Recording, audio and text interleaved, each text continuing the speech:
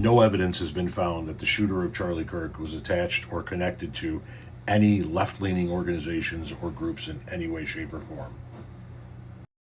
No evidence found yet of ties between Charlie Kirk's shooting and left-wing groups, officials say. The federal investigation into the assassination of conservative activist Charlie Kirk has yet to find a link between the alleged shooter, 22-year-old Tyler Robinson, and left-wing groups on which President Donald Trump and his administration have pledged to crack down on after the killing, 3 sources familiar with the probe told NBC News. One person familiar with the federal investigation said that thus far there is no evidence connecting the suspect with any left-wing groups. Every indication so far is that this was one guy who did one really bad thing because he found Kirk's ideology personally offensive. This person continued.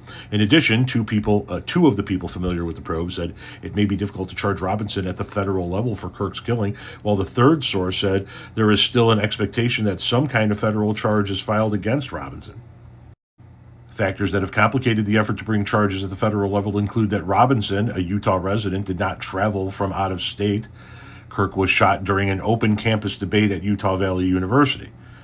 Additionally, Kirk himself is not a federal officer or elected official. A Justice Department spokesperson said the investigation is ongoing, and beyond that, we decline to comment.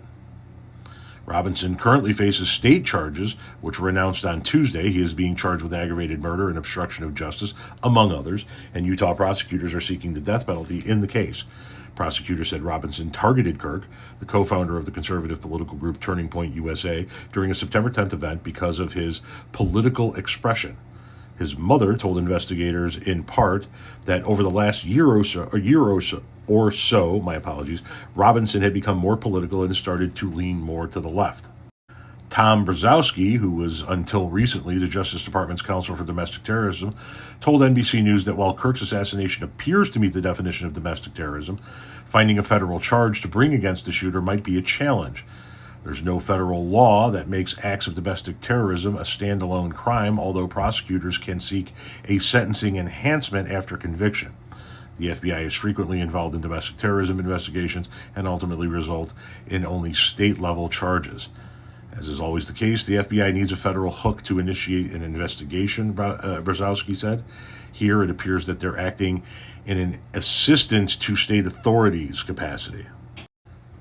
But no links to any left-wing groups or organizations.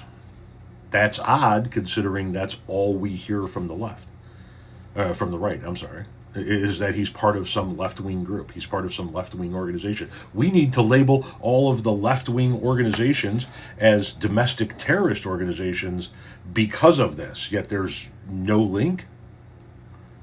And you would think if there was actually a link, Cash Patel would be broadcasting that shit from the mountaintops.